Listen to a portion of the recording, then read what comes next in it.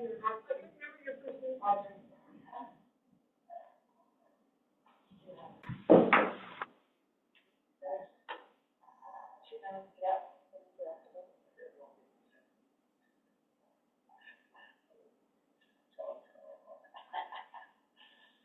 right, 5:30. I'd like to call the committee of the whole order for January the 13th.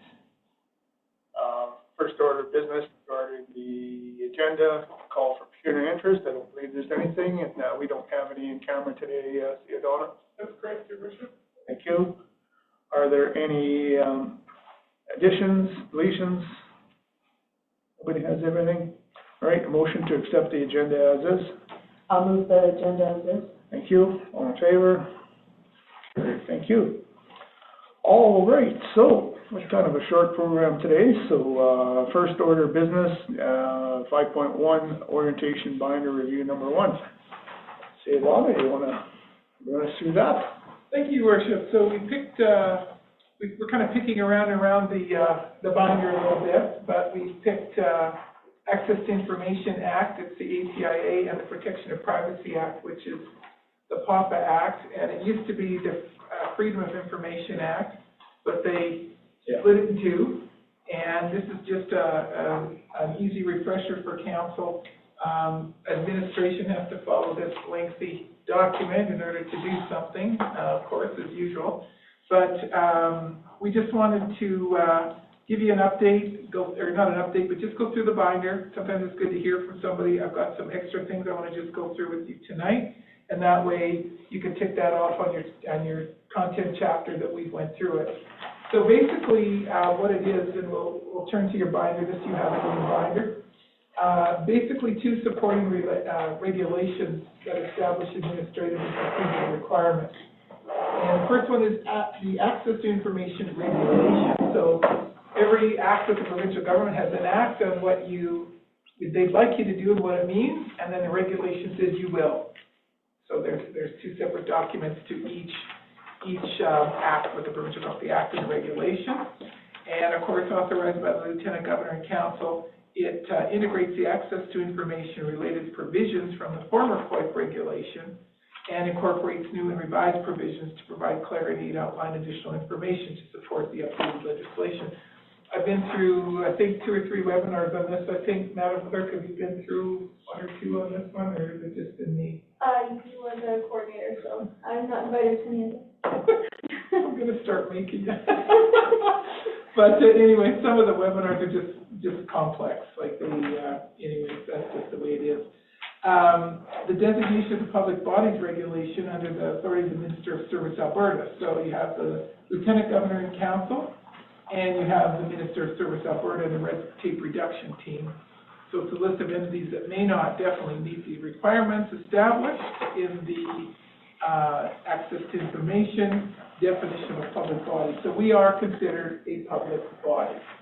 So its purpose is to strike a balance between transparency and confidentiality required to ensure effective operation of government. So what that really means is if somebody comes in and says, Madam CEO and Madam Clerk, we want these records. They have to send us a letter outlining what records they want. We have 30 days to submit the list back to them in an orderly fashion, depending if we have the records, and we usually do because we have to keep everything, and I'll outline some of this in a few minutes.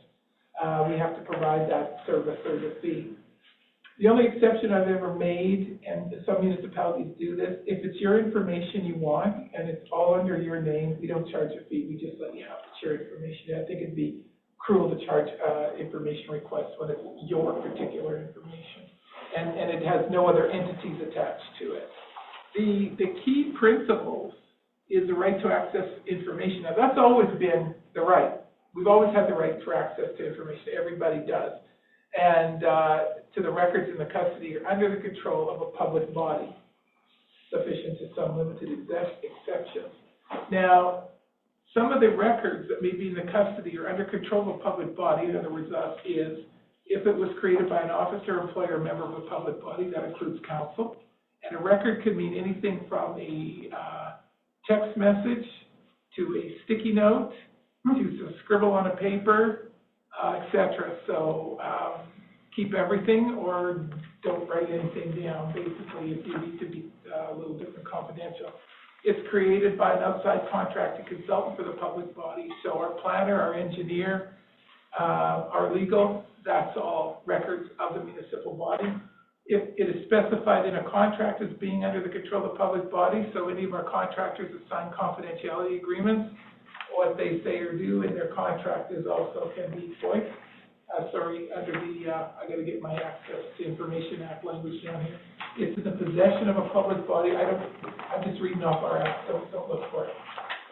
It's in the possession of the public body, so in other words, we have it here in our records, and it's closely integrated with other records of the public body. So what that means is if Kelly has a record, in other words, a set of emails, and Jesse was involved in them, eventually got to me to make a decision, then it went to some council members, that's all records of that particular thing, so you're all implicated. And I can give you this, it's out of my act regulations, we didn't put that in yours, because these are the ones I have to look at. The content relates to the public body's mandate and functions, so any bylaws, any policies, any strategic plans, municipal development plan, all that kind of thing is mandate and function. Public body has the authority to regulate its use and disposition, so we have the ability to regulate the bylaws, regulate all our legislative documents, and the public body has relied upon it to a substantial extent. So, namely bylaws and policies for the most part, or directions from the provincial government as well. A contract permits the public body to inspect, review a copy of the record produced, received, and acquired by a contractor as a result of a contract. So their documentation, if they're doing work for us, also can be FOIP'd. So back to the screen here now. I should have told you I was moving away from the screen. So anybody has the right to access the records. Anybody, including the government, of course. If we get a subpoena from police, they get that as well. Of course, we can't deny that. Any kind of court order, we have to follow that. It allows individuals the right to access personal information about themselves, subject to specific and limited exceptions. So certain things in an HR file, if it's being FOIP'd, they have to name what they want in there. I don't just turn over the whole file. They have to name exactly what they want. They can't say, I want everything that Donatona said in the last 10 years. Well, where do you want it from? Because I talk a lot, so it's a little scary. So we're pretty fussy with HR records, and I would seek legal counsel on that if someone wanted someone else's HR records, right? You can't just do that. Provides for independent reviews of decisions made by the public bodies and resolution of complaints under the Access to Information Act. Now, that's the right to access information. Protection of privacy, personal information collected by the municipality must be used only for authorized purposes. So I can't get your phone number, your mailing address, just because I want to send you, hey, the bar's having a great wing night tonight, let's go. I can't do that as a public body. Actually, neither can you. Elected officials must ensure they don't disclose confidential or personal information inappropriately either. So you're all under this gun.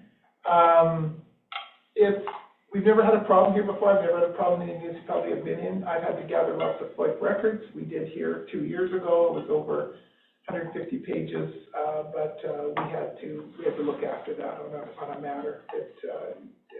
It was a dispute between a homeowner and the builder, so we had to look after that. So elected officials, you got to be careful what you do as well, and we have many issues with elected officials. It also privacy can also be looked at under your electronic file. So if you're talking on social media, if you're sending text to other people, you just got to be careful what you say. Exceptions to disclosure. Now, I can withhold from public access certain records, including personal and confidential information, legal advice provided to us as a municipality, information that could harm business or financial interests, or matters discussed in closed session. So we can't request that. And of course, the access to information provides access to records held by public bodies in Alberta. Individuals can also submit a request to access their own personal information. So if you want your own personal information, I have to give that to you. I can't withhold that because it's yours. But what I have to do is ascertain your identity. because I could say who I am, have a fake ID or whatever. I have to do a little research in your identity. Public bodies under this act include, of course, agency boards and commissions. So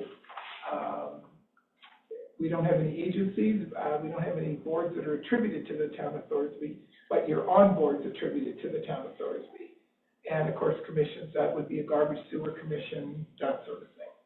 Government departments, so that's any department here. Local public bodies, that's also us, and other designated public bodies by regulation. We didn't put the regulation in and describe them all. Local public bodies administer their own records under the guidance of the Act, and some of these include municipalities and post-secondary institutions, police services and commissions, housing. So in other words, the Leduc Housing Foundation is under this. School boards. And here's something interesting with the school board here in Alberta, and I won't disclose the school board. This came out 2 weeks ago. They didn't want to do their board meetings electronically at all. They didn't want to have any recordings or anything. They weren't going to do it. They're going to be in a little bit of trouble. They just voted on it, and when that came out through the means that I look for these things out, I just went, oh boy, you guys are in trouble. You can't say we're not providing recordings of the meetings. So we'll see how that comes out, disposition, probably through the courts. I'll let you know.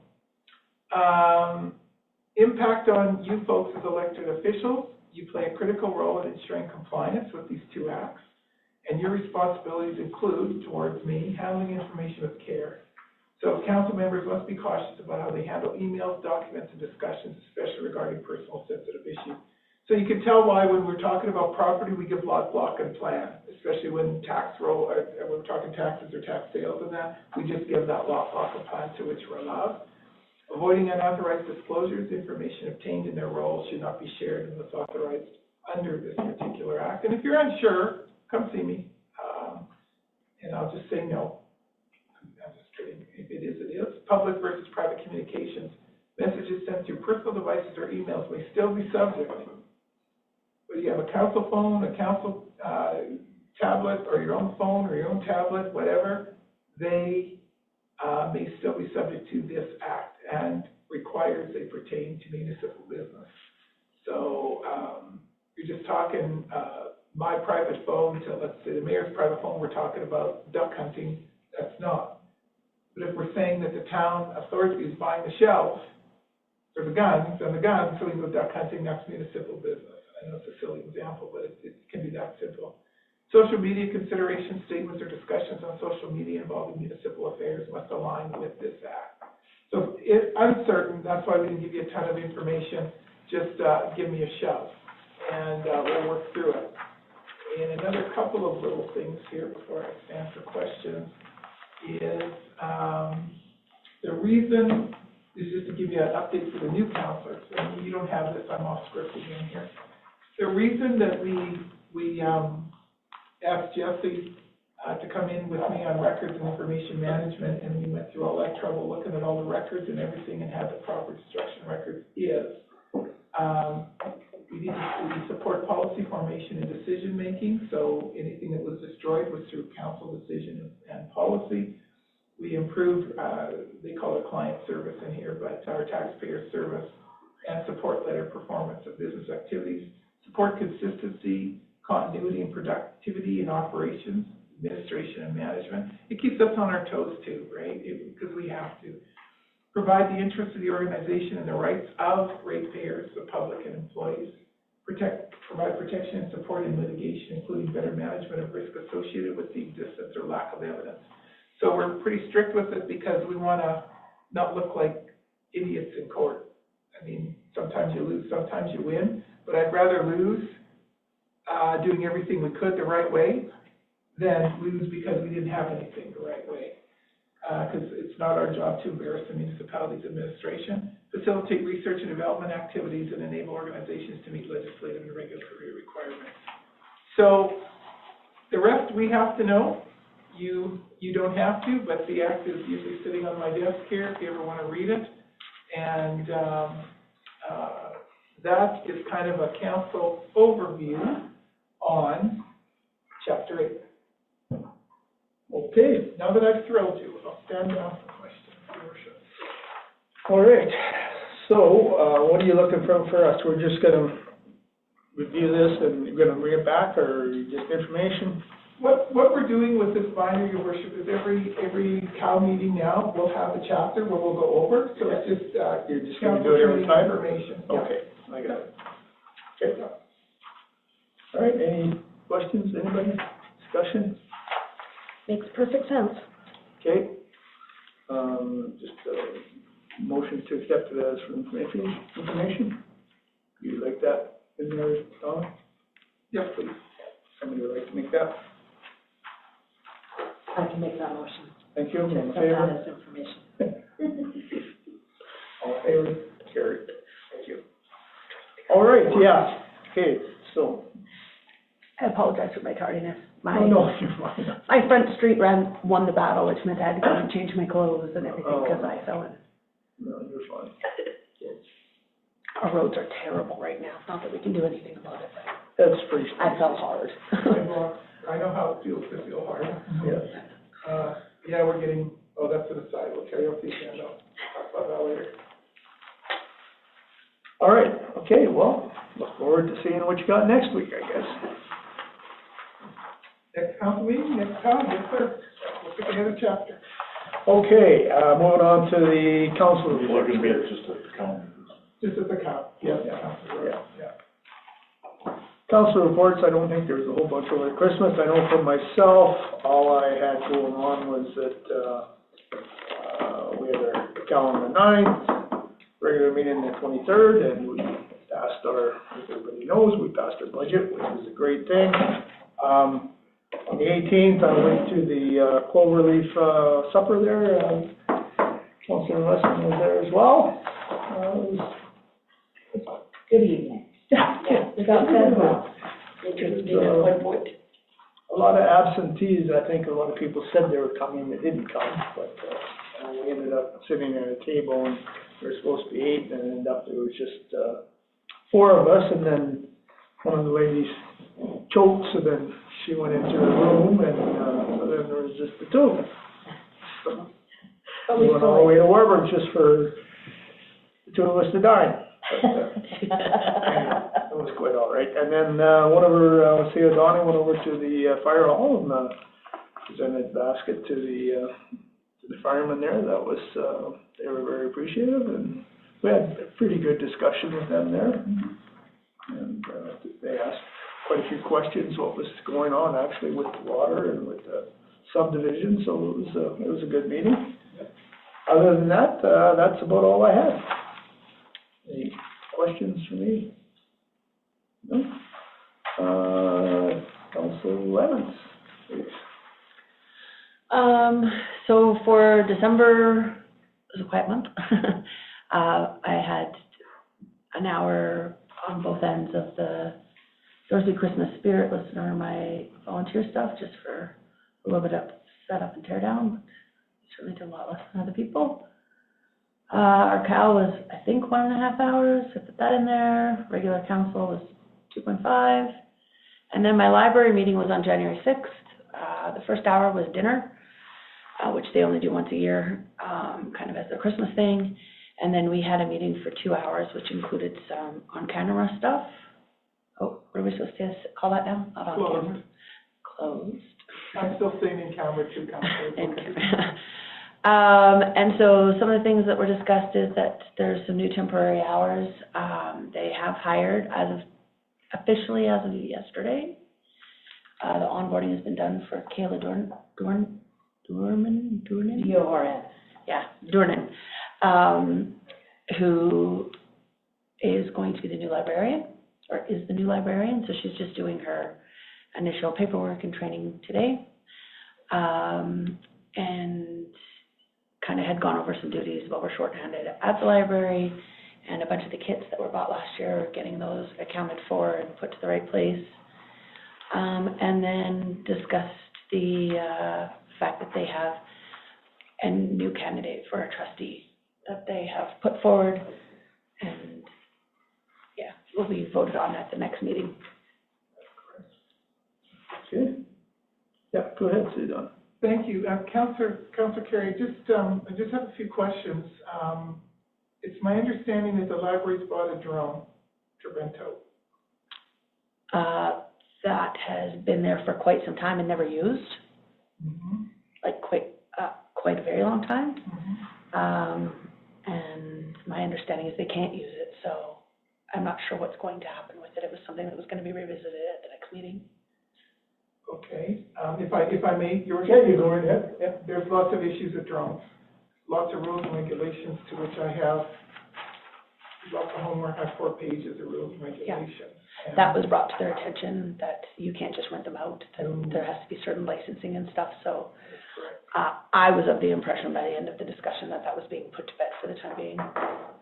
And I'm willing to come to the meeting if you want and underline, because I have contact with a very high-level drone operator. He works with the Brisbane, Australia police. He's licensed. He has 2 pilot licenses for drones. One of his drones goes up 25,000 feet, and then he has 3 smaller drones that one is under 250 grams. I would suspect this little drone you have is probably under 250 grams. But there's lots of rules around this, and there's lots of insurance liability rules. I would be more than happy to come to your library meeting and just let you know, and just to kind of let council know some of these things are, if it's under 250 grams, it's considered a recreational drone, and it's the weight of the drone. So below 250, it's recreational. Above, you need a pilot's license. They need the make and model of the drone, and where's your liability? Is it renting to the person, damage to property, drone gets out of control, runaway? If it's a runaway drone, we have to report it to Transport Canada immediately. Is there a problem with a flight path, or you can only go up 300 feet vertically? And there has to be control to keep it under the 300-foot mark. Fortunately, we're 3 nautical miles from the international airport, so we're okay there, but there's also airstrips there that are here. I think where that stunt pilot and his passenger died, I think they took off from somewhere here, helipads. Then if you have to file a flight plan, and RCMP Transport Canada can look at your flight log. Recreation, they can limit it as you can't get below 100 feet because you don't want people peeking in people's windows. That's what happens too. If a drone comes on private property and looking at property, there's a huge fine if they're stopped. That's why Google only stops so far from looking down. And this is meant to help, not to hinder, right? But who is liable? Well, any instructions, limitations, the library will have to hold harmless to the town of Thorsby, because we've got the deeper pockets, so they'll come after us. If the drone is lost, you have to report that. Then who pays for the drone? So if they lose the library's drone, who pays for that? They can't fly across public parks or collision scenes, so the rec center and everything is off limits to drones. All our parks, all our green space off limits. There's lots of private airstrips and helipads in the industrial. Can't fly over industrial. Can't fly at night. And they call it the snoop factor under Transport Canada's regulations. Can't use it over a parade or an assembly of people. Basic pilot can be 14 years old, and advanced pilot has to be 16 and older.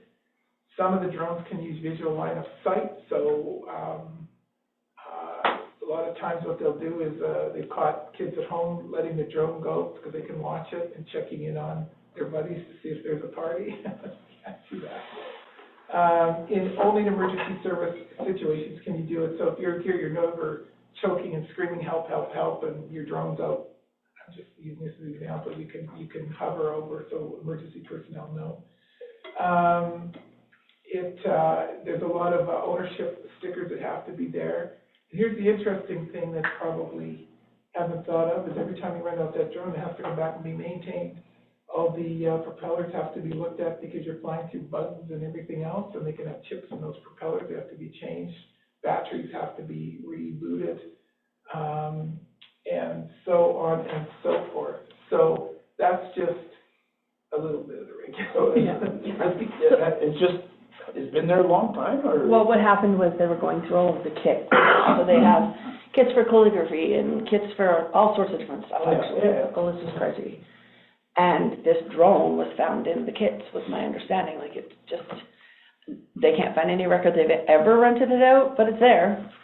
Wow. And nobody remembers it being approved to be ordered, so it just, I think it got lumped in. Why did with it the all of kits. a sudden surface now? Why did this come? Because they're going through, because there's a new library manager. Oh, I see. They're going through and taking inventory of what kits there are and what are available, and the ones that may never be used, passed on to either, you know, like the VR, there's talk about whether that'll go elsewhere, that kind of Very thing. nice if you got down to the bottom of it there. I do know that when they first found it, the only time it's been signed out was by the old library manager to take home and try, so. Or was that the VR kits? It was one of the two. It was one of the two. I think it was the VR kits, my mistake. Okay. So, Heart attack stalled. yeah, so it just, really nobody could answer why it was there, but it's there. So, and Maybe it could be a marketplace item. that's what I put down here. Should we be selling this? Let me check on that. Oh, you can sell it. Please let me check if you can sell it or if you have to sell it to a licensed pilot. Okay, well, our next meeting is not until Anybody can February buy the them 3rd. right now, but it's just a matter of where you're flying them. You're right, anybody can buy them, your worship, see the council trades, but we're a government, we fund the library, so we're the last stop, so I'll just find out. If we can, that's awesome. If it's you and your private thing want to sell a drone, it doesn't matter, but because it's come through, a government entity through the library that we fund, just let me check on that for you, so Sounds you're not caught. All right, well, thanks for that. Any other? Question for, Sure. indirectly for your comment. Do we have a bylaw regarding drones, yes or no? No. No. Your worship, through the council, Kevin, it's a great question. It's a tough one to get into because there's so many legalities in it, and you always want to refer to Transport Canada rules, and then it protects. No, I get that, I just, bottom line, I just want yes or no. No. So we don't Bottom have line, one. no. Okay. That's good to hear. Okay, well, thanks for that. 7.3, Councillor Musson. That's me. That's you. All right. So I did attend all the regular council meetings in the month of December. Other activities and duties, be it paid or volunteer, were as such. I sold 50/50 tickets on behalf of the Thorsby Legion, and I did sell the winning ticket. So next time when I offer, you might want to take me up on it. But anyway, we'll go forward. December 2nd, I had the Duke Regional Housing Foundation Plainview redevelopment meeting addressing the needs of the upcoming new construction of a modern and current facility. December 3rd, attended the Rec Complex Gingerbread House Project for Kids. I won that one too. Did you really? I thought, I'll tell on myself because I took my grandson to do the project and the projects were prepaid. And I had taken my autistic grandson home to be babysat at my house with my cousin. So I went back to the complex and did the gingerbread house with Casey. And then I realized there was a plate there also for Cameron, my autistic grandson. So I thought, well, I'll just do a project with Casey. And so I built a gingerbread house. I did my best work. And then it got put up on the counter with all the rest of the projects. And then what I didn't realize was they were all going to be delivered over to Billers, and then it would become People's Choice Awards. And Cameron's got chose as the winner. As the winner, overall winner? The children's Of the after-school program. Yeah. So, you know, I kind of You're gonna buy us all lottery tickets. channeled him through me, so Cameron was the winner of that one. Anyway, I thought that So was... isn't that a conflict of interest? I'd not be wondering. Could be right. Like you were through Counselor Kevin, maybe pecuniary, I don't know. Well, she didn't technically have her, it was Cameron. It was Cameron's work, I swear. So anyway, yes, there was a little bit of a comedy show when I realized Cameron won the contest. So anyway, December 5th, I decorated, shopped, and prepared food and delivered items for Thorsby Christmas Spirit, which was a very chilly evening, but we made it through, and I think it was a successful evening. December 10th, I went to the Thorsby Elementary School concert. The 10th also was the Thorsby Seniors Christmas potluck at the Senior Center. And December 11th, I attended in Leduc at Plainview Manor their Christmas dinner. December 18th at Cloverleaf Manor, Christmas dinner. And yeah, there was a lot of Christmas dinners. And December 21st, I attended the Lions Winter Wonderland and their fireworks, which was very well done. That is my report. Thank you. That was pretty cool. How was the turnout there in that Lions? I never heard anything. Under 200, I would say. So it was kind of hard to figure out exactly. Yeah. But I think for It was cold and effort, snowing. yeah, and the temperatures, it was windy, that it was a good effort. Okay. Any other questions for Councilor Musson? No? 7.4, Councilor Reynolds. I attended the last meeting. Can't remember which supper I went to. Somebody paid for it. It was either the Legion or the Seniors.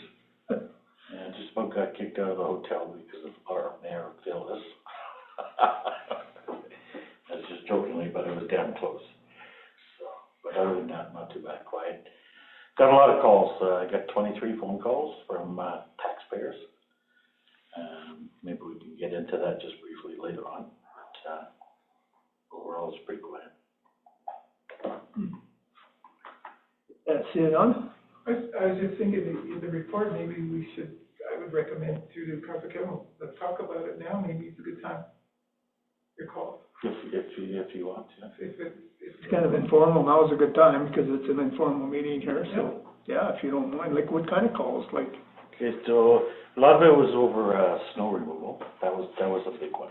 Okay, and I will be the first here to say, Chris, good job. I agree. Good job. Regardless of whether it be holidays, Christmas, New Year's, the way it came down and stuff, as far as I'm concerned, you guys did a really good job. Thank you. Here. I agree. On that mark, though, I'd like to, I had 23 phone calls over the snow removal, okay? I know it's not my job, that's Donna's job, but at the same time, I still have to answer the questions. So, my first question would be to our CAO, Donna. You just installed 2 stop signs. That's correct. And that was up at the Recreation recreation center. That's correct. Okay. So then that's answered, and that's what I told people. My second question is to our mayor. One of your last jobs was with safety, right? What? Being involved in safety. Mm-hmm. Okay. So there was a lot of discussions. I got up to 7 phone calls, and then I said, "To hell with this." Got in my truck and I went down Main Street. I understand completely what the snow guys, our employees, and everybody else, the town employees, did in clearing Main Street. 100%, I get it. But the snow hills were a big concern because they were blocking off the 4-way stops, the 2-way stops. So to me, that's a hazard. That's a big hazard. Yeah, it is. I just about got hit, okay? Just coming around the corner, and I was going slow, no big deal, but I'm just saying, just in general, okay? And I really need to emphasize this again, Chris, you guys did a good job. I get that. You only work 8-10 hours or whatever, you gotta go home anyway, so you can't finish it, you come back the next day, right? I get that, I understand that.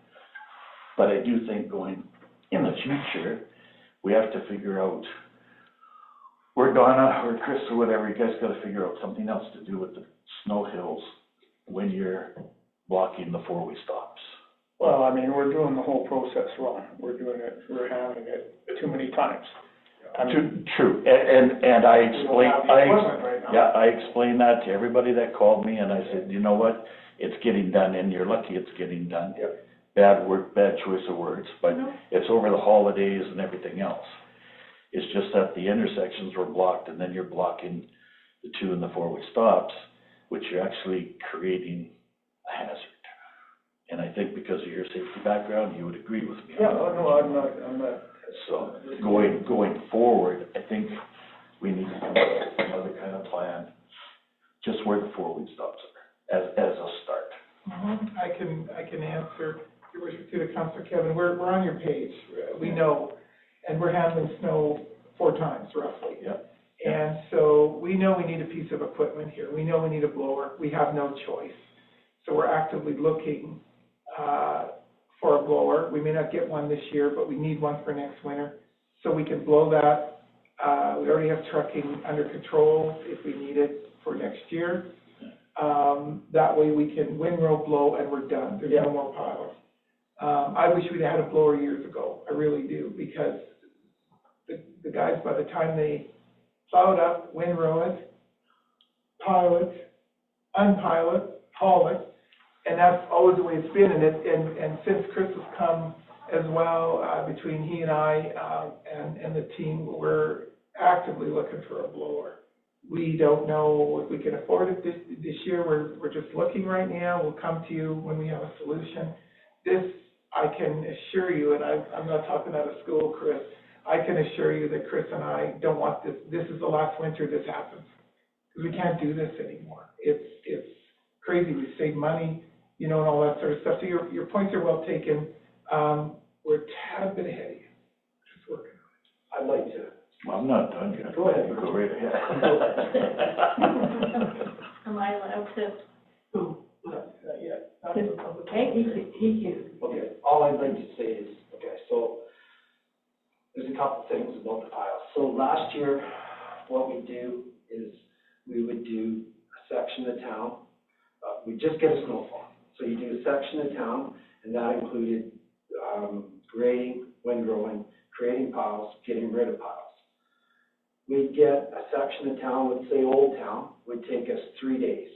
Then it would take 3 days to do the mayor's area, or a couple days in the mayor's area, then a couple days over the Raymond's area, then a couple days. So everybody was complaining that it was taking a week for us to get to their streets. And what I used to do was rotate. If I started in one area, the next snowfall I'd start in the other area, and that was me being fair. I took so much over not getting it done quick enough that this year we decided, okay, well, let's get it all into piles. We get the no windrows, so that was us trying to be accommodating, and then we'll come back to the piles once we get everybody's street done. Now, I did not expect to take what I've gone through over these piles. I really thought, you know, people might be more grateful that their streets were cleaned quicker. We were trying to get it done inside the week, you know, get everybody's street at least done. Leave the piles till the end, and then we can pick away at piles. Obviously, that didn't work out very well for us, and everybody got pretty upset.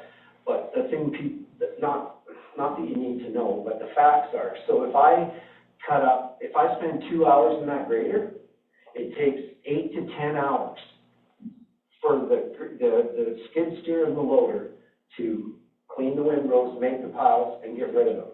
So I literally grade for 2 hours, and the rest of the day I'm done. And those guys spent all day trying to get that done. So we just weren't getting any kind of volume done. So the piles was my idea. I'll take full responsibility for us, again, to try to just get all the roads done quicker. Leave the piles, don't worry about them. We do put them on the corners. We did kind of think we were being strategically okay. I'm not arguing with anybody's arguments about being able to see or anything like that. And believe me, I heard so many people say it that it has to be true. So I just want you guys to know where I came from. So we will refrain from, you know, leaving piles, but we're going to be, for the rest of this winter, going back to a situation where if I start over here, Madison isn't gonna get done that week. It's gonna get done next week or whatever, you know, because I've got to get rid of the piles. Again, just to put in perspective, if I do 46th, 47th, 48th, and 49th, it takes 3 or 4 days for the guys to catch up and get those piles gone. I agree. And then I'm not doing any other neighborhoods in the meantime or anything else, because then I'm leaving windrows, which is way worse in my opinion, because you can't get in and out of your driveway, you can't cross a windrow. So anyway, I just want you guys to know why I did it. I'm not saying it was correct, but that was our thought process. And So into that, Chris, I just want to relate it again. please. I have no issues, What? okay? It's just that the four ways were blocked, okay? I'm- I know what you were attempting to do, and I wanted you, I worded the question in such a way so that you could explain yourself, whether it be on tape to the public, who's ever listening to it. There's a reason why you did it in a certain way. Yes, sir. And that was so much snow, so, Yeah. like you look at a lot of other communities around here, they're still not done and stuff like that, so. But I wanted to be able to give you the opportunity to explain to people that are asking questions, why was it done this way? Well, you've got a limited team, you've got limited equipment, right? So, and then with the holidays and everything else, like, do not feel defensive, please. Oh, no, I'm not. Do I just not want even you guys defend to know yourself. what I was thinking. Yeah. That's it. I just want you to know where Did you have a question where my back head there? was at, what I was up to. It was an attempt at something different. Yeah. Audrey, did you have a question? I just, Let's call it a failed attempt, because the piles are, and trust me, I got threatened to be sued over piles, and all kinds of stuff. But the one thing that positive that has come out of this for me and for Donna and our team is, I can tell you how quickly things can be done now. I have an absolute, with the equipment we have, I know exactly how long it's gonna take. And I can tell you, we can't go any faster without changing the way we do it, which is why we're discussing a blower into trucks. Imagine, the grader goes around, makes a windrow, right behind him is a loader blowing it into the trucks. No piles, no windrows, job's done. And in theory, I'm telling you guys, I believe that I can grade every street in this town in 2 to 3 days. Every street. If I can have them keep up to me, every street in this town, 2 to 3 days tops, I could grade. I know. The grading is fast. It's moving. It's the moving, yes, sir. And you think about it, the grader's handling the snow, then the windrowing's handling the snow, and then you're handling the pile. It's 3 or 4 moves with the same snow, and that's where we're just losing. And so we do need to change our approach, and I think we need to drastically, which is. But it's good to learn from what you've done. Absolutely, Yeah. and I promise you, No, I Chris, know I've been here 4 years, but it was different before I was manager. Yeah, Before, you guys- I just did what I did, and that's the way. You guys did a great job. I mean, Now- Edmonton is just, now I'm trying to Edmonton think started doing their size breach yesterday, so. they're having nothing but problems. Now I'm learning, now I'm trying to think about Exactly. it, now I am. So, go ahead. I just have a question, just to confirm, so all streets did get done, correct? All streets have been done twice this year. Yes, That's pretty amazing when you think. Well, and some more than twice, but all streets. I mean, I did a lot of driving in Edmonton and Nisku, and I mean, it was horrendous, and they're still back, and they're just still digging out. So kudos to you, Chris, is learning curve, and you guys did a good job, no matter what anybody says. But I have seen people, as taxpayers in town, whatever, okay, I didn't like the big pile either, but I almost got hit because somebody, Not laughing at you. came through the stop sign and stopped, and realized, like, oh, it was a resident of town that I know. And she goes, well, I couldn't see the stop sign. How many stop signs do we have in this town on Main Street? No, you chose to drive straight through because you're using the excuse of the big piles. So as taxpayers, we all have to be cognizant of what you're doing and why you're doing it, and just slow down and pay attention. Yeah, the stop sign hasn't moved just because you couldn't really see it. Yeah. So, as a taxpayer, Yeah, see you, Donna? One of the things too, and we take your questions, it's not a problem, Councilor Kevin, it's good, because, we've been thinking about this a lot, so. Well, it wasn't even a question, it was just, No, I wanted, for me, because they phoned and they asked, instead of coming from an outside source, what have you, or because you got this stupid status of being a councilman and you know it all and everything, I wanted people to hear it right from Chris. oh, yeah, no, there's no issue with that, no, there's no issue with that. And I'm willing to accept the piles is. You didn't have them up there very long. What did you have them up there for, a day and a half, 2 days? 3 days. Is it 3 days? Yeah. That was the second question that I had was liability, just because it was blocking the stop signs. Yeah. And I'm basically going, okay, I'm not speaking for them because I'm not in the loader, but yeah, you're creating, view a site or whatever you want to call it, right? That's why we put them on a corner instead of putting them in the center, right? So that literally 3 ways, you could see perfectly. There was always just one way, Yeah. except for Main Street. And that was the biggest concern, was the main street just blocking the signs. Well, and let's, we'll stop that. We won't do it that way, but I hope residents understand. Well, I just, we're reviewing the whole thing, and like, I know A way where your street might not get I've done. been saying this for 4 years, so, Or whatever, 2 weeks after, so. So the other question that I got from a lot of people was regarding Main Street. So, yes, we've got Main Street, Hankins is Main Street. The highway is basically Main Street to a lot of people. So, I've had prior discussions with Donna before getting on the council about snow clearing on the highway. So, Leadcore is responsible for the 2 rows, plus Leadcore is also responsible for the parking. Leadcore, which is a private service, I like to put on record, okay, is when they windrow stuff, they are responsible for coming back and knocking off the driveways, so there's access. That is true. they've never done it, and I know. No, I'm not saying they've never done it. Yeah. So people were questioning, going, well, we phoned Donna, and Donna says, well, we can't touch the highway. So I took it upon myself as a resident, private resident, I'm entitled to, and I called them, and I called the dispatchers, and I got 2 supervisors, and they said, yes, you are right, yes, your CAO is right. We are responsible for the highway, okay, and knocking out the windrows. That's what I was told, okay? So I felt more uncomfortable when people were calling and asking about it. I'm going, I don't care who you believe. Like, if you call in the town and you don't want to believe them, they know they've been at it. Now you're calling me, so I did the check on it. And yeah, they are responsible for it. They did not show up, okay?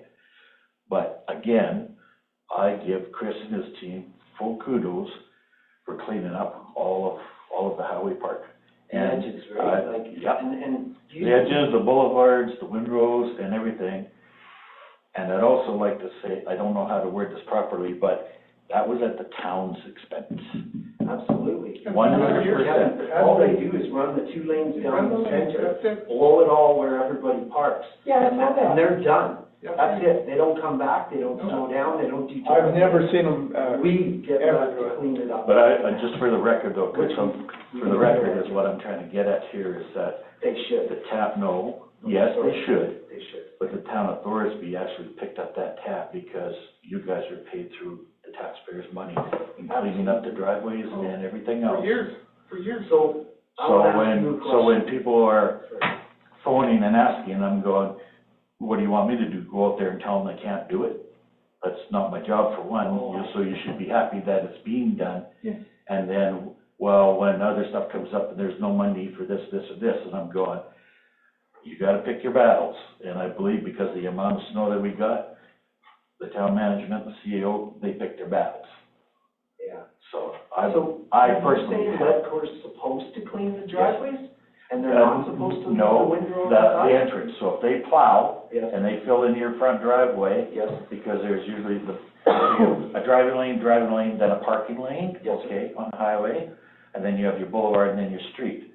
So if they plow and they make a windrow in front of your driveway, okay, they're supposed to clear that out. Yeah, which they don't, you've seen, Which- they leave 3-foot high windrows. exactly my People point. Out of their driveway. Yeah.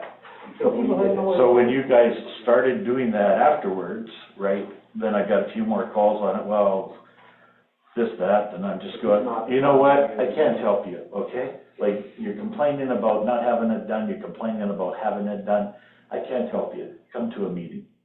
Well, End of story. and you know what, nobody ever told us to do it or not do it, but when I see, as I did, an 80-year-old woman on 52nd who's trying to pick away at a 3-foot windrow because she can't get out of her driveway, Yeah. guess what? I'm sending my skid steer out there to do the edge, and we always do the edges. But I did not know that they were supposed to.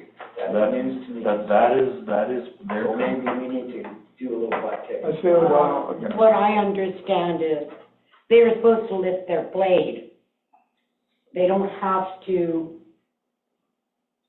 clean where your driveway is, but when they're going by, Yeah. they're supposed to lift their blade and not go in. But it's never gonna work on this wall. And even Calmer's got the same problem, because I know people who live on the highway as such, and they always have problems sometimes getting out onto the highway.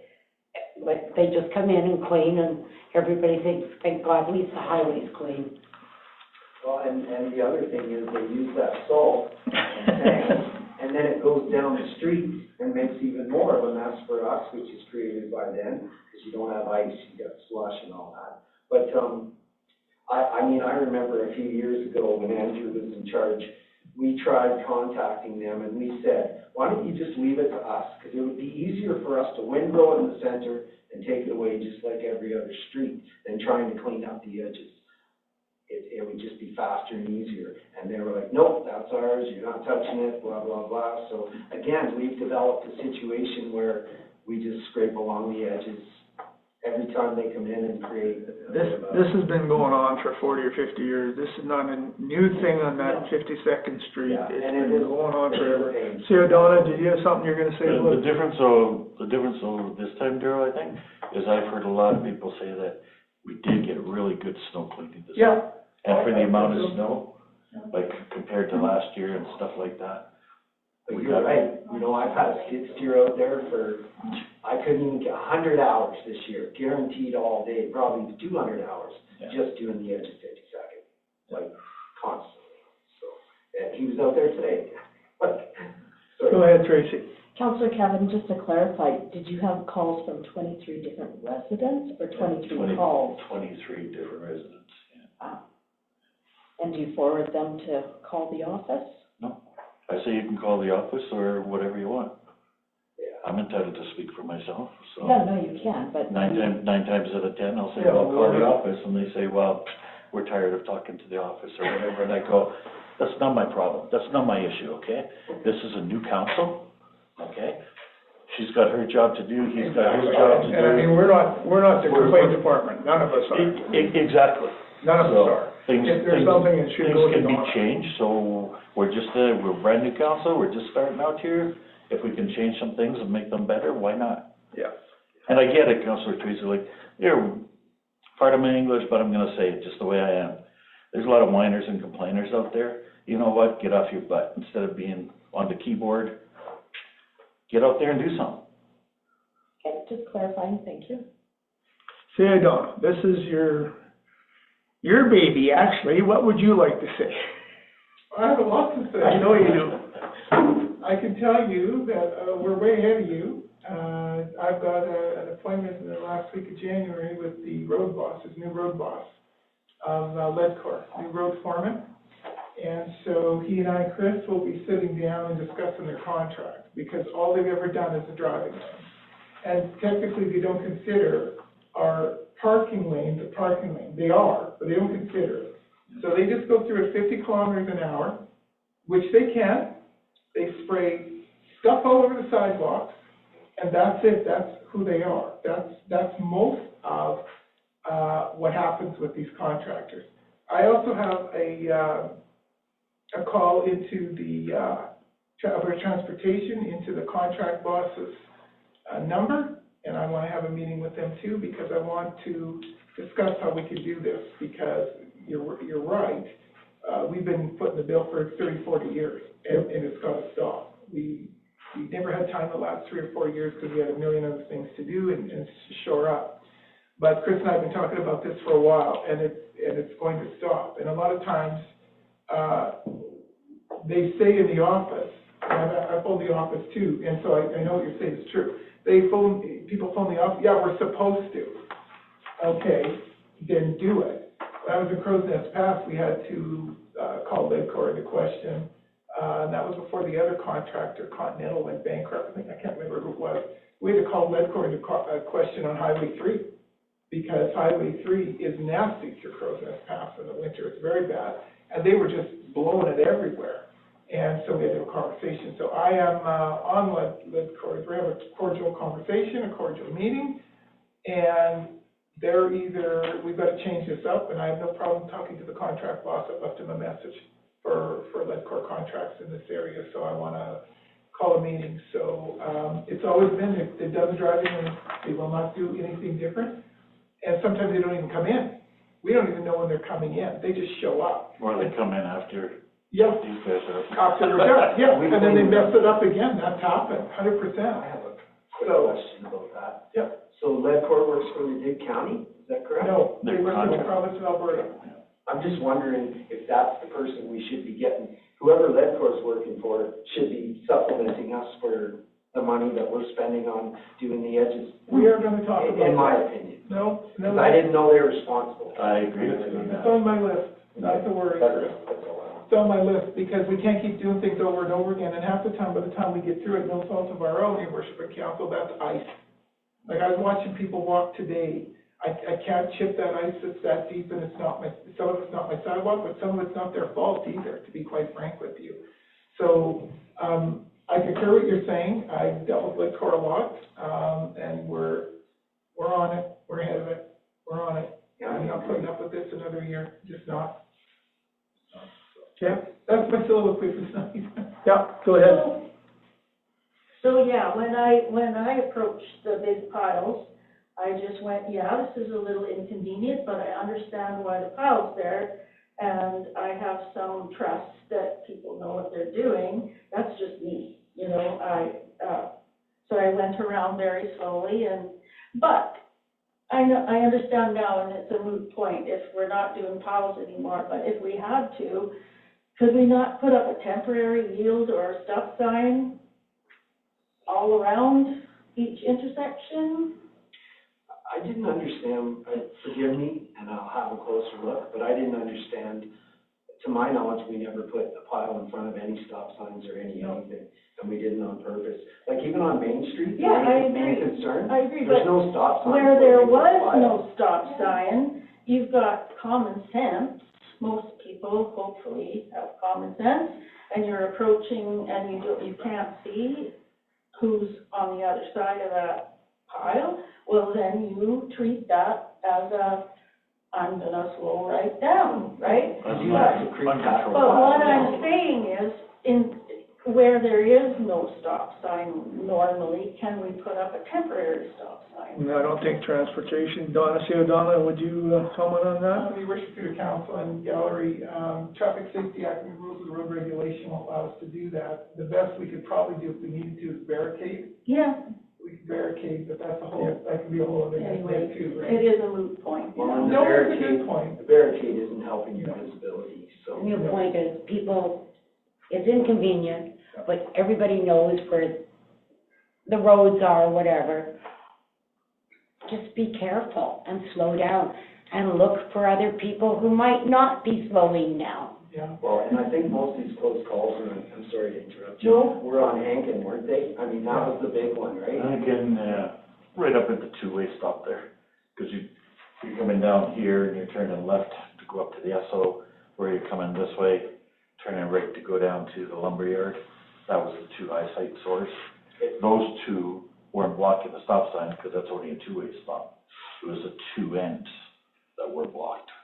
So, It was bad down here at this corner too, because then somebody would like pull out, yes, make your stop, whatever, turn left or right. Well, yes, you gotta be very careful if you're gonna turn a U, which you're not supposed to be doing anyhow. Legal, apparently it's legal. Yeah, I know, but like I said, so just be very careful when you're doing that. You know, your worship student council and gallery, oh, I'm sorry, Wendy. No, Go ahead, you go sorry. first, I'll finish. No, you go ahead. Okay, I was just gonna say, it's all very good discussion. Snow is one of the worst discussions municipalities have. It's ugly, it's awful, and it's nasty. Because no one gets what they want when they want it. And I can tell you from living in Leduc for 31 years, our side streets, our residential streets are plowed once a year, whether you liked it or not. That's it. It happens in big cities, everywhere.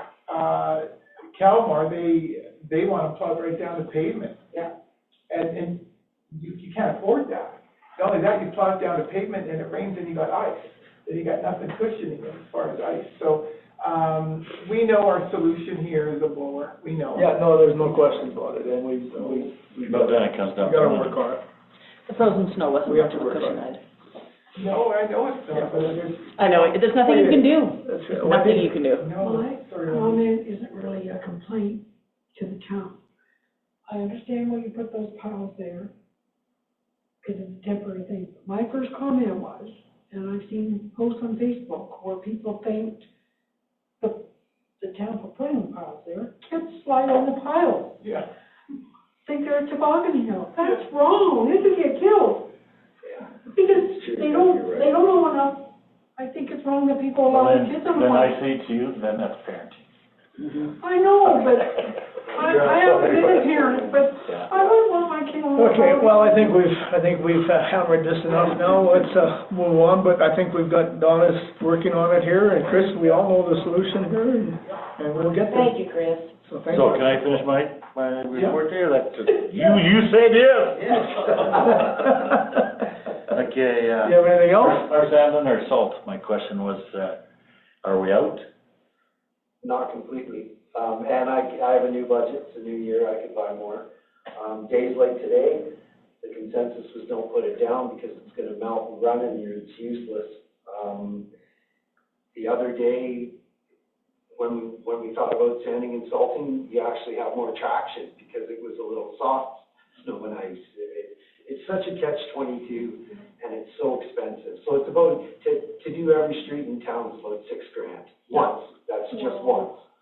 So the question that was brought up was basically, have we blown our budget for the salt and sand or no? Well, again, it's a new year, so my answer honestly is no, but Right to the next we budget. didn't have much left. Yep. I've got 2 yards of sand left and some salt, but I am allowed now to buy more, so no excuses. Sorry, where was I going? But we still have November. Part of the concern, Chris, was, the call I got today was, at the end of this year.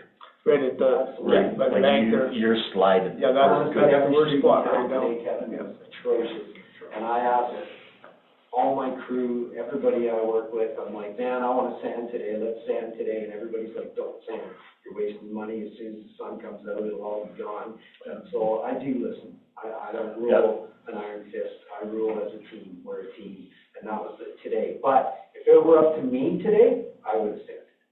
If it were just up to me, which I know ultimately it is, but you have to have respect for the people you work with, and everybody. The concern that was brought up to me, Mayor Darrell, was just, because we'd just gone through budget. And like, how much is left, and I get the expense and everything else, right, and we're into the new budget, and when I look at the numbers and the amount of people that haven't paid, where there's revenues sitting there, Well, and here's another thing. that bothers me. Well, yeah. I'm assuming it bothers you as well. If we cut down on all the money spent on, so that loader and that skid steer have run 8+ hours a day for a month and a half now. All that fuel and all that, so with this blower, and this was a townsperson who gave me this idea, not me. All the money that we'd save by getting the blower and doing it the other way should allow us to increase our sand salt budget exponentially, double it, I would say, if not more. So I think the blower's win-win for that reason as well. I think if we had less, butts in the seat in those loaders and skid steers doing all that snow removal over and over again. But you gotta think of the And all elevations the up hours too and for the all that. roads and. Then we would have more sand salt. And believe me, if I had enough sand salt to do it every single day, it's easy. You drive around in a truck, flip a button and drive around slowly. It's certainly not the effort or the time or the work. It's just the money. I do still have something. It's wintertime in Alberta. I don't have winter tires on my vehicle. I have all season. I don't slide through intersections because guess what? Before I'm coming up to them, I start slowing down. I do not drive like I do in the summertime. And I don't think our streets, actually, they're not bad at all. I tried to get into the second neighborhood in the city, and now if you want bad, go in that area because their streets haven't been cleaned and there's glare ice underneath. Like when taxpayers complain, and I've had some complain to me, and I went, yeah, guys, but it's winter in Alberta. Take your foot off the gas and slow down a little bit. The only corner I'd like to see a little bit more on is the one by the rec center where people come around. But now that but now, yeah, okay, now we've got a stop sign there that I just about went through because, yeah, and so that should help. And it was more for the kids crossing into that area. My final word on sand and salt is I agree with the citizens. I'd like to do it more. I would. I agree. I'd love to do it more. I'd love to do it after every time we've laid and cleaned the town. All around with a sander, because you do get ice once you clean it up. Yeah. I'd love to do that. And we need to work towards that. But at least you got the snow off, slow down, and our streets are bad. Okay, anything else, Council? Yeah, so finish my report. It wasn't your report, it was the town's report. You got good. All right. So I want to Any say. other questions? Thank you. No, I'm not done yet. Oh, you're not done yet? So I want to say kudos to our new peace officer. Yep. I met him personally. I don't know if he talked to you or not. Confidentially, sir, I am aware. And I've said that before when you were talking about looking at getting one. The time is to stop talking about stuff and start handing out tickets. That is my philosophy because you can talk. I've seen him around quite a bit. I'm speaking from experience, so he gave me a ticket the other day. You're gonna take it, yeah. And I have no problems in paying it whatsoever. I disagree with it, but I have no problems in paying for it because I was a very big advocate of, prior to this with Donna, stop the educating, enough of the educating, people just don't care. It's like you put up 20 signs in town, nobody reads them. So this guy, he is on the ball. No. Okay. And I didn't Go even ahead, read the law. Karen. Is it illegal, Make sure. is it illegal for me to park backwards on the road? Yes, ma'am. Yes, it is. Okay, so I guess I would, as a citizen, I guess, maybe, Your resident. a resident, I'm parking backwards tonight because I'm not falling on my ass again, going around my vehicle when I can pull right up to my sidewalk the wrong direction and step out onto my clean sidewalk. I can't stop that. If that's a violation of the TSA, you'll get ticketed if he's here tonight. All right, That's your choice and your chance. Hand on the door handle and walk like a duck. Daryl, I agree, the sidewalks aren't good. I can't hold on to my truck. You're just getting out of the vehicle, I agree. I never let go of my truck the whole time and I Well, you still have have to- that. you have to- Our RFP And more guys break ankles and, parking the wrong way. that way because they get out and they put their feet on and it's not solid ground and they're gonna, and then you're gone. So you have to, That's a personal choice you're gonna have to make. And then I can personally try to fight it if I get it. Oh, yeah, if there are violation tickets, an Alberta violation ticket, I What, it don't go to- phone them, I'm not that way. No, If I know. you're- if- No, it's fine, I just wanted to know because that's, I ended up, by the time I fell, Mike came out the second time and walked me to the truck and he says, when you come home, park backwards. And I thought to myself as I pulled in here, I'm like, I'm not sure I can legally do that. No, you cannot. I've done it 20 times. I will say this, I can honestly, feel very empathetic and sympathetic about falling on the ice, because I fell on it 4 years ago here, and I'm probably sitting now at about 80% better. About 75 to 80. this weather, this freeze and thaw, It's the worst nightmare. it's a nightmare. It's just, that's the problem. You get the streets and everything good and then it thaws and it freezes at the skating rink again. So, you can just do the best you can, so. Yeah. Okay, well anyhow, My only other complaint was, actually two. One was, the curb stop on 50th Ave, Curb stop on 50th Avenue, where's that?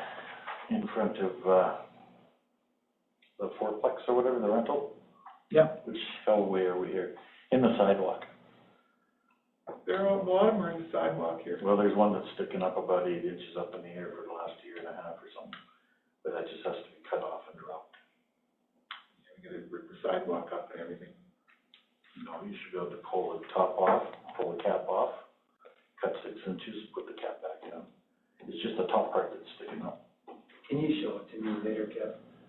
You show it to me, I'll have a look. If we can do something, we'll do it. If we can, yeah. To be quite honest with you, it annoys me, you go up Hankin on the sidewalks here, and they put the curb stops right in the sidewalk, that just annoys the heck out of me here. No, I'm talking about the one where they're renting. What the hell are we? You mean around the corner, like you go past the Treasury branch and then go around the corner to the right there? No, the other way. By the RCMP station, the fourplex there. Oh, there's the. No. 50. Come down the end of Hankin. Come down here and right across. They got a new building, then there's that long strip mall. Yeah. GM, Yeah. whatever, they Yeah. own that. Well, there's Yeah. a sidewalk there and there's a curb stop that's sticking up that freaking high. Oh, right in front of GM's, right? Is that what you're saying? Right in front of That's GM's? what they're saying. Well, to me, that's a subject, but I'll have to look at it, Kev. I never noticed, and I apologize, but I'm willing to. no, don't apologize. It just, it was brought to my attention, so I just said I'd pass it on. I may ask you again, just if I don't Yeah, understand what no I'm thing. Okay, I'm done. I had enough. I was a good boy. Well, thank you for that. I was a good boy this year. Yeah. I tuned on a few people on the media center, but that's my privilege to do that. But I was cordial about it. Okay. All right, any other questions? Her turn. Counselor Watson? Oh, well, let's see. I attended most of our council meetings. December 4th and 5th, I worked for the Thorsby Spirit, whatever, quite a few hours. And then clean up on the 8th. I attended crib on the 14th. And December 18th was at Warburg for the Christmas supper there.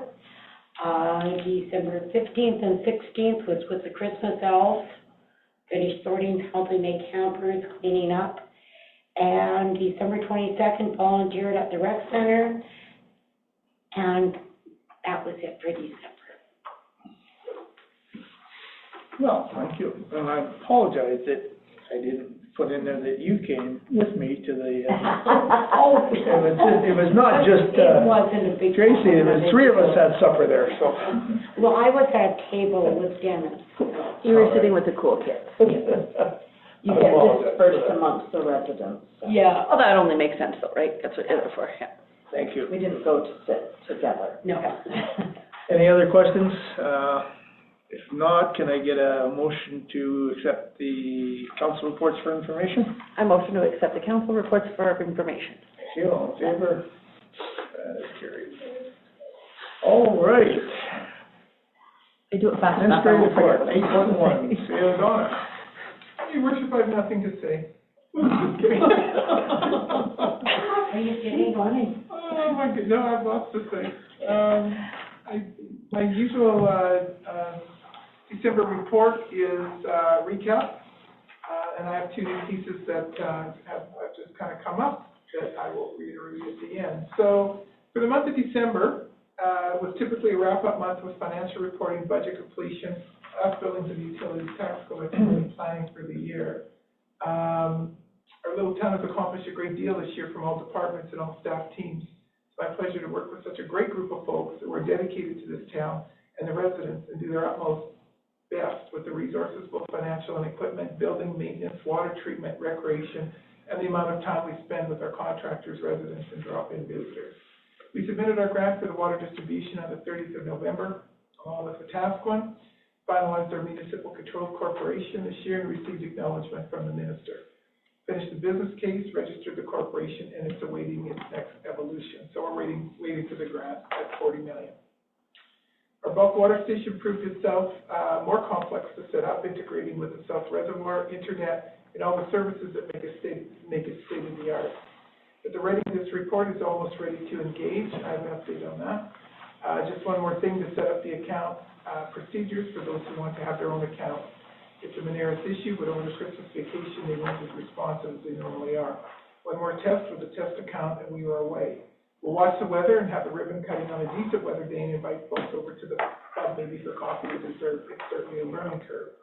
Update on the bulk water station as of today. We do have the account system ready. By tomorrow morning, we'll have the how-tos, how to set up for the residents. We will do a test run this week, and then we're looking at a date next week to open the bulk station. So probably Wednesday or Friday of next week. So the weather's going to be good, probably Friday. So that's good news. It'll be ready to go. The second arm we'll put on in the spring. We will put it on this time of year. So we're just running a dummy account right now, getting that set up so that Chris can come with his tote. We can put $20 of water in his tote just to see if it registered on his account, see if the arm works, see if everything works. I spoke to quite a few people about the RV fill, and they were ecstatic. They went, "Are you kidding me? That is awesome." So we're going to market the heck out of that. So it will be open next week, or I'm not coming to work. Our clerical financial. Signage? The signage is all ready to go. No, is it up? Nope, not till we ribbon cut. We've got the one sign that will go up on the back fence of the reservoir, so you can see it because it's fluorescent. The other sign is sitting in my office, and it will go up when we get the permit from transportation to put it along the highway there.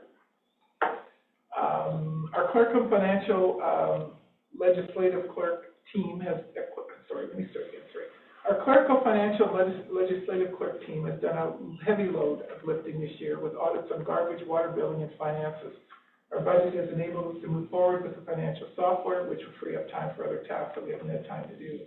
Our ledge clerk is not only records management, but spearheaded the council electronic overhaul, other projects besides council responsibilities. My thanks to the 3 team members that dedicate so much time to making it right. Thanks, Cheryl, Jesse, and Bobby. FCSS has recorded a stellar year of support in the community, making sure that those who require assistance are plugged into the proper supports. And the Christmas sales was completely revamped into a shopping experience, and the recipients were very grateful, very surprised, and emotional at the ability to pick what they wanted and seek advice at the same time. Well done, Brandy and her team of elves.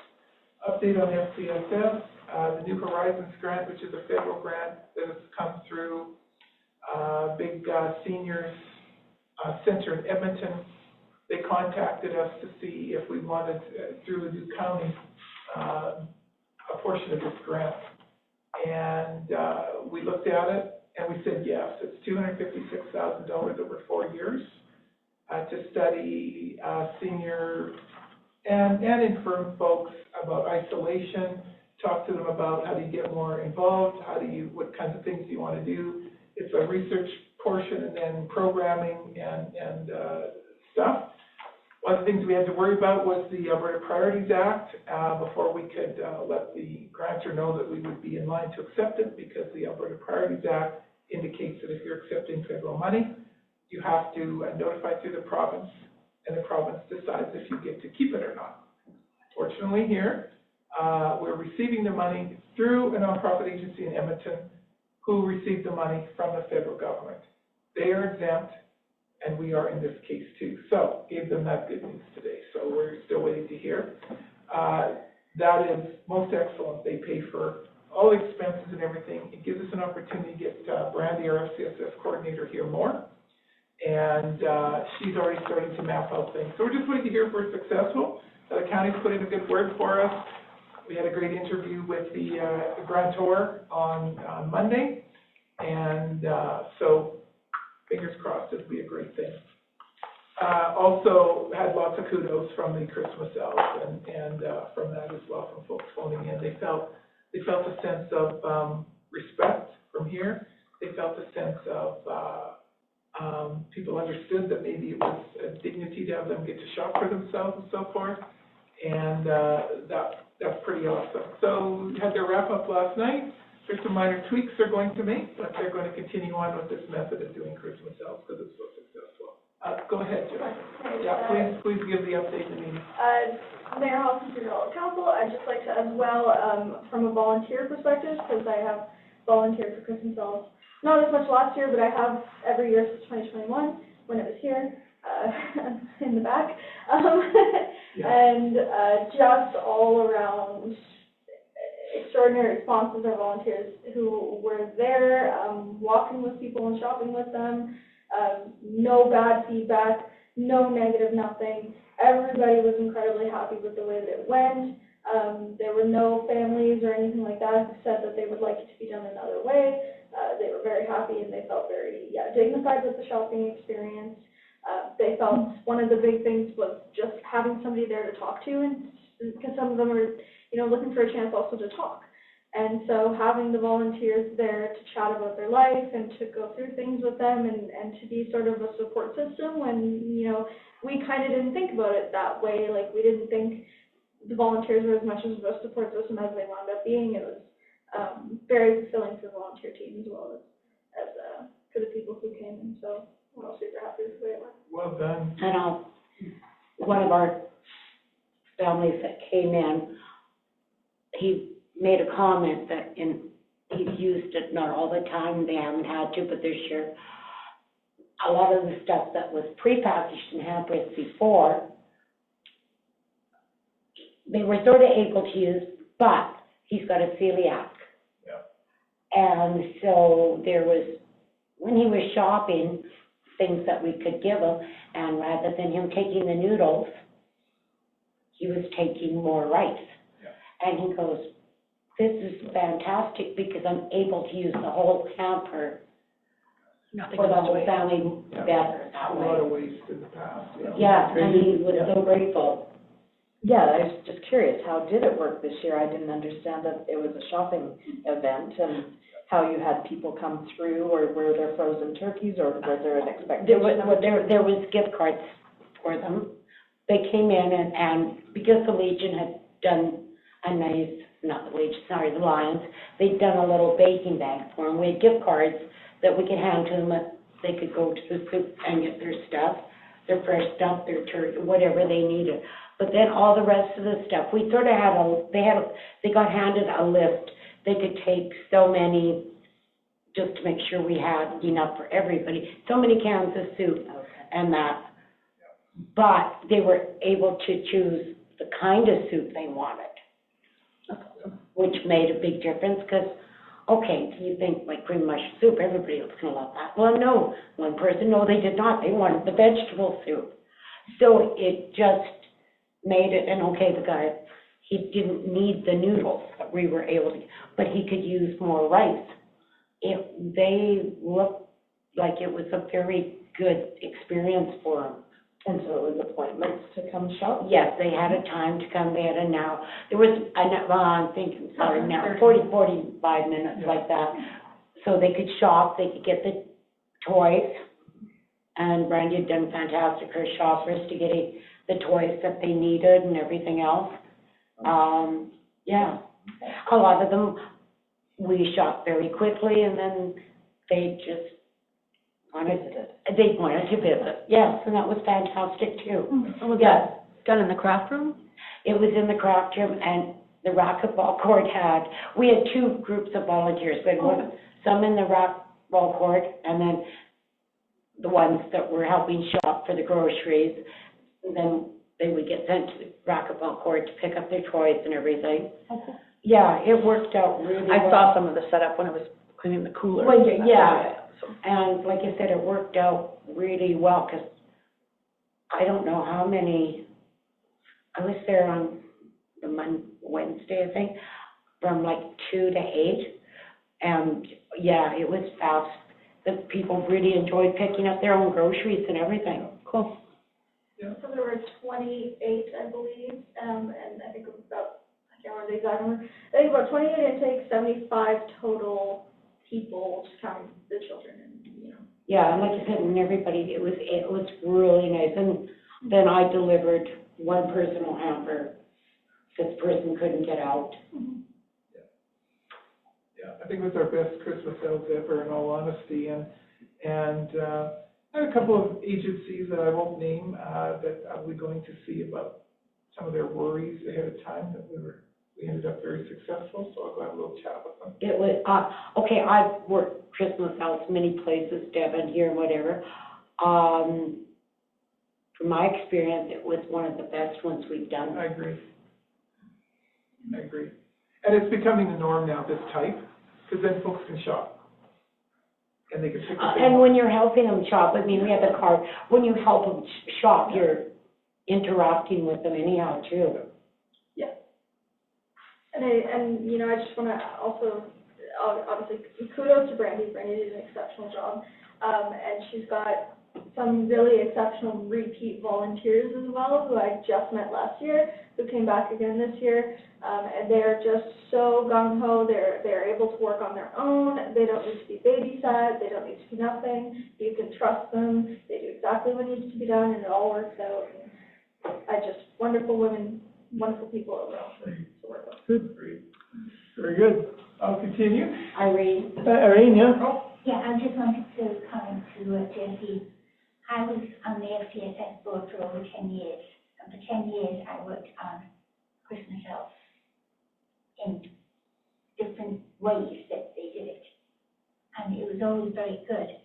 The only comment that I had was I directed a lady to take these 2 hampers to this house, and short time after she came back with the hampers, and I said, what's the problem? Were they not home?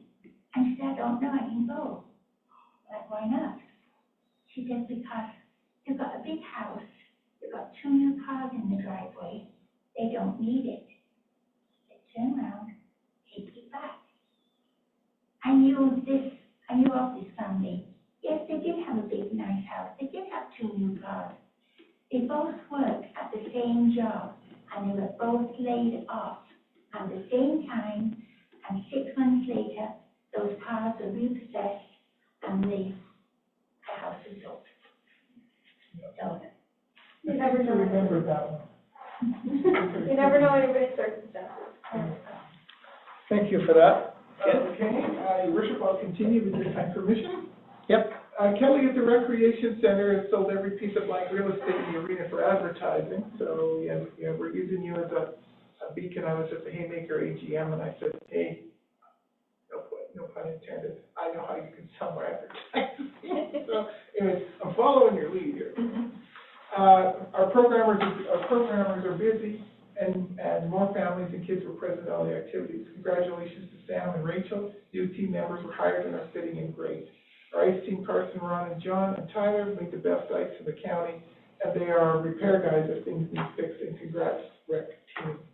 Our public works team has worked tirelessly this year, consolidating process systems, cleaning up the yards and buildings, working with the new contractors, and heavy planning.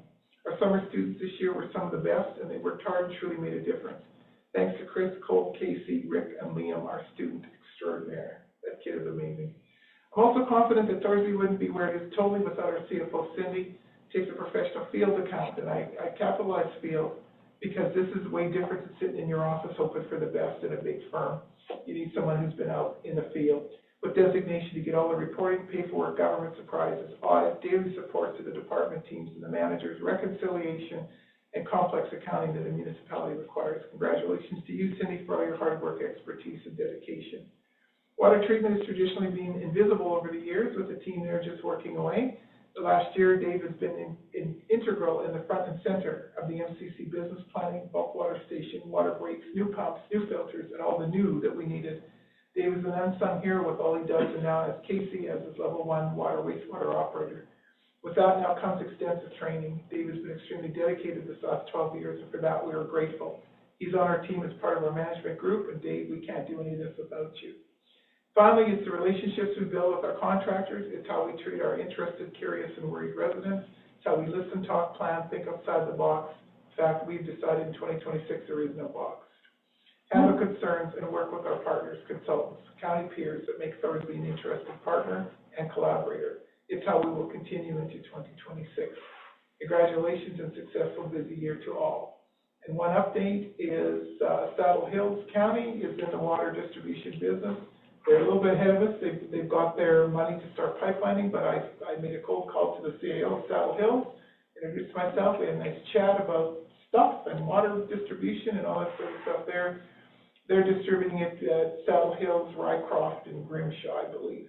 And so they're a little ahead of us, but I was able to share some of our issues and some of the things we've done, some of the things we found, because they have to build their intake and everything right away. They're starting right from scratch. So I gave them some intel on intake and well building and all that kind of sort of stuff. So we had a very nice connection there. And that is the end, Your Worship of Council, of my reporting for questions. Thank you.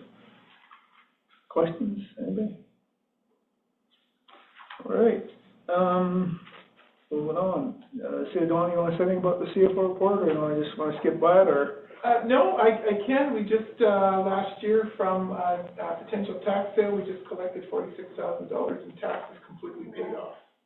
Good. That's really good news. That was Mary Ho for us. A lot of what we see is outstanding utilities. Some of it, of course, is they've paid, and of course we've got the 5,300, which is subject to shut off. Most of them pay the taxes. Some of this is on tips, and tips is a little bit behind. And we have the right company for the tax recovery. We're waiting for 2 properties to come under our, so what do I want to say? No, growth. No, have their titles transferred to the town, that's all I want to say, their land title.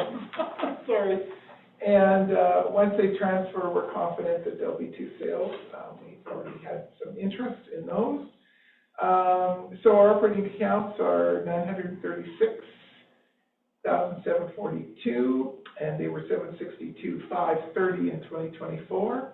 Our savings accounts are 1.18 really million, and last year they were pretty close to the same. And we're not in the line of credit, and we haven't been in there for almost 3 years now. It's pretty good. Yeah, it's very good. So bottom line, we'll have some more tax sale coming up this year, but the one that's paid, we certainly were surprised, and we're relieved, to be honest with you. Good. Councilor Evans. So you had 2 or 3% last year? 3. Was it 3? 3. One's bought. One was bought privately. Yeah. 2 will be probably acquired once they come under our land titles. Okay, so. Bought, I mean. So at auction time, how many were? 3. 3? Mm-hmm. So you just said there's another 2? 2 that didn't sell, 3 that didn't sell. So we're still back to the original 2 then? Yeah. Okay. Yeah. It just sounded like there was 2 more. Oh, no, but there will be coming up. No, it just sounded like that, so. Okay, I stand corrected. No problem. And then regarding this water shut off, why? I don't understand. Why is it not being done? Is my question. Because we have rules to follow, and if you're subject to water shut off, there has to be a certain amount of time. You can't shut water off on a Friday. We're kind of toying with the idea of having a discussion with you all that it's kind of hard to shut people's water off in the winter. That's really tough. But we have bylaws to follow and not human rights, but other things to follow. So it goes through a process. When it's time and it's under when it finishes, I think it's 45 days, is it, Jeff? Sorry, anything 45 days. Yep. Then it's shut off. So the 5,322 cents is over 45 days. So that'll get shut off. Okay. So somewhere along the line, there was a miscommunication or something about the last water bills? No, it was the software. It wasn't Software, communication. The software made a glitch, and we made sure it was advertised properly and fixed, and any penalties that were accrued because of the glitch were written off. And is there still thought in regards to hiring a plumber to come in and get everybody on a water meter? That will go to RFP in the new year. The RFP will start April 1, and it will end June 30th. You approve that as part of your budget? Yep. Okay. Good. Any other questions? Thank you for that, Dawn. All right, Public Works, Chris, you gotta go again? Okay, can I just speak from? Yeah, you may, Yes, I have to. Absolutely, this is an informal meeting here, so. Okay, for the month of December, ongoing snow and ice removal of town-owned sidewalks. So I'm saying that, wording that, because we don't do all of them, but we do have specific ones where. May I ask, some of them, which are some of them? I'd have to show that map. I can. Just briefly. Anything that's up for tax sale, we have to do. Okay. Any vacant lots that are up for tax sale or sitting in the queue, we have to do. Like the one next door, close similar to me? Yep, that one, no, they're under management company, so we're on top of the management company, yep. We have to look at sidewalks like Taylor Park in front of there and the Taylor Park there, our town office, of course, Public Works. We take care of a fairly large sidewalk down by the New Life Church, and we have a huge boulevard there, so we have to look after that one. The church looks after its own, but it's a huge boulevard. Is that the one facing the highway or? Yeah. There's that one, there's, the one in front here, two buildings down, the building was tore down, we look after that one. Trying to think, a lot of times when we kind of blow off Hankin when we're blowing sidewalks anyway, which is fine. So that's basically kind of what we look at. But anything under tax sale or anything that is abandoned and we can't find someone to do it, we do it, and then we just attribute the time to the tax roll. If you ever want to know specifically, I have a map. Yeah. No, I was just one of the questions that came up, Chris, on going, well, there can't be a whole bloody town, so like get out there, grab your shovel and do your own, so. Yeah. Yeah. Okay, I'll continue, Sorry. No, it's okay.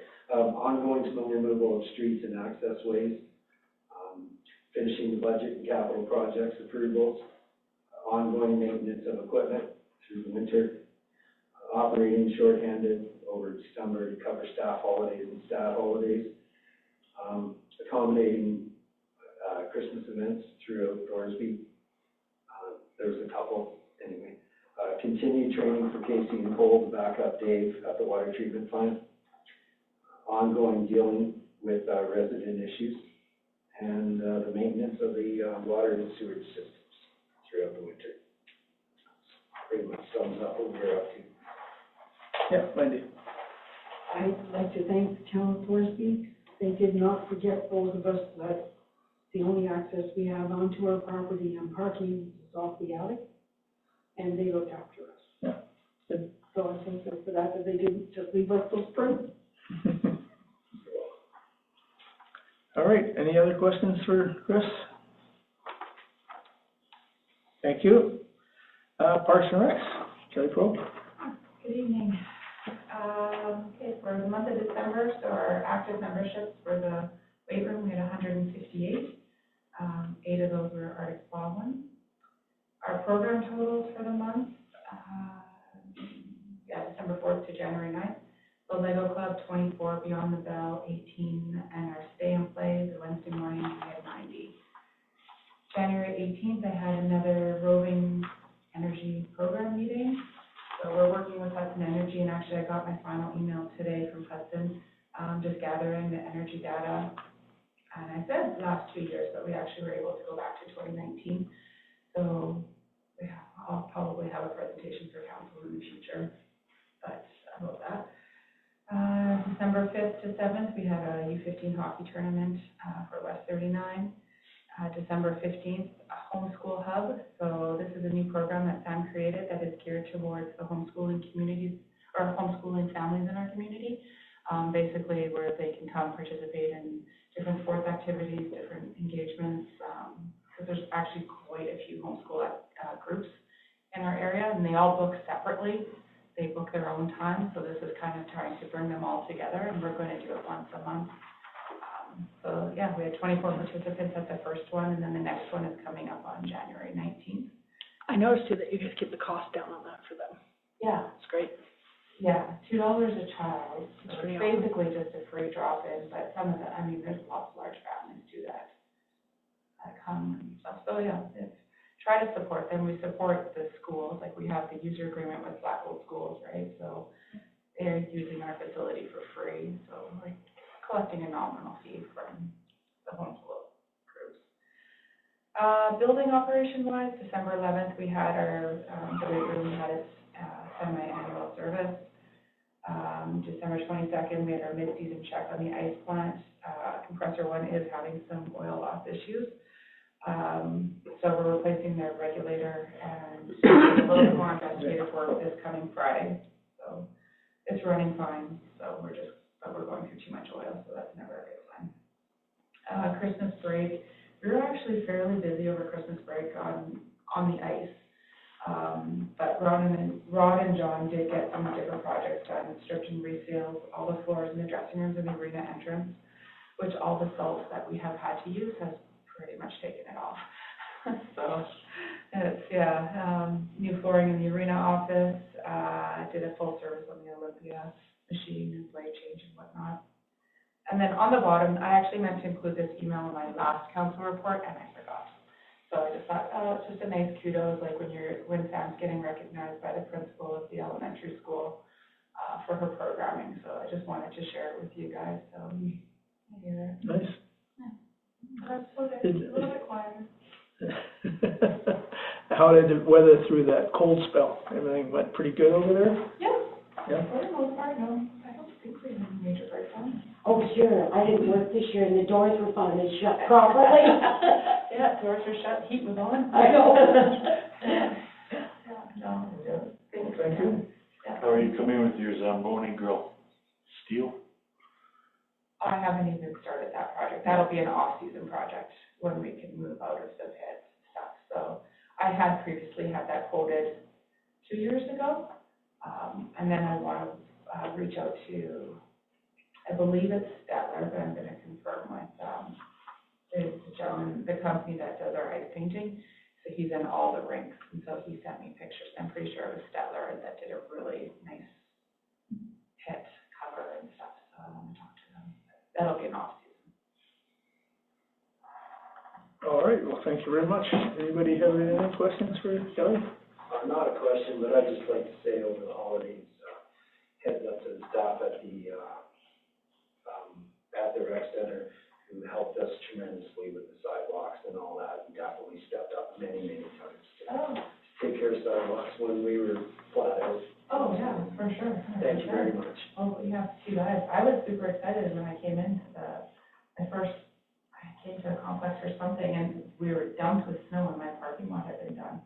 And that was amazing. I remember that. I came in at 1:30 in the morning to do it. Oh, thank you for that. That was amazing, because when people are pulling hockey bags and strollers and wheelchairs, it's a big deal when that parking lot is full of steel. So, no, that was super appreciated. Thank you very well. All right, well, thank you very much. I guess that concludes that. Public comments, we've had lots already. You guys got any more back there? Sorry, just point of order, can we get a motion to accept the administrative reports from today? Yes. I make that motion to accept the administrative reports. All in favor? Thank you for that, I forgot. Anyhow, going back to the public, anything back there? I have questions, is that Yes. allowed? Go ahead. Yoo-hoo. I've got a best Irene sometimes. Okay, I read in our, what's it called, Highway 39? Thing. Whatever it's called. Your, what do you call it, council briefs or whatever? Yep. That's a great idea, thank you very much. I think that's really good for the town residents to read. Now, I read in there that we've had to increase our policing budget or something by 22%. Mm-hmm. Yikes. Is that already because the Alberta government's trying to fund this private police force? So it's not even a done deal and they're already gathering money. Yeah, go ahead, Donna. Donna's close to her heart here. She can tell you a lot. Try and keep it under an hour, okay? I promise I won't rant and rave today for longer than an hour. What it is quite a long time ago, towns under 5,000 and counties did not have to pay for RCM policing. And so what happened was, this idea of a provincial police service has been brewing for a while. What they want to do is take the sheriffs that were originally slated for traffic duties across the province, they want to move them into a police service. Now, there's lots of controversial issues with that, and I won't say too much in public. I have some inside scoop on a few things, but that's the premise. They decided to have small municipalities and counties pay for policing, for RCMP policing, and it'll probably rise up to 30%. That hopefully is it. I can't say for certain if that's their way of funding the new provincial police service. They're going to allow municipalities to determine if they want to stay with the Mounties or go to this new provincial police service. They're nowhere near ready enacting this provincial police service at all, because to have a RCMP member come, roughly it costs about $350 now, right? By the time you pay for the kit and the clothes and the cars and that, right? New provincial police officer is probably going to be close to $420 because it's provincial. So a lot of municipalities, we've been on some calls and so forth. A lot of rural municipalities are probably going to stay with the RCMP. And one of the things we want is we want credit, in other words, to lower our costs, because we have 2 community peace officers here. And I've been floating the idea around with a lot of other CAOs. They're going, yeah, wait a minute, we never thought about that. Because we do have policing here that's not a bylaw officer. Bylaw officers are gone away the dodo bird. They're no longer around much. So we want credit for having community peace officers here because they have way more jurisdiction and way more power. We're waiting to hear from them. We'll see. Minister Ellis is thinking on it. Dragging feet. He's ruminating on it. Yeah. That point. So we have 2 or 1? My understanding was that one peace officer. We pay for one, but both of them look after Thorsby. Yeah. Okay. We need actually a third one. That's being worked on for 2027. Any other questions? You got some more questions? Okay.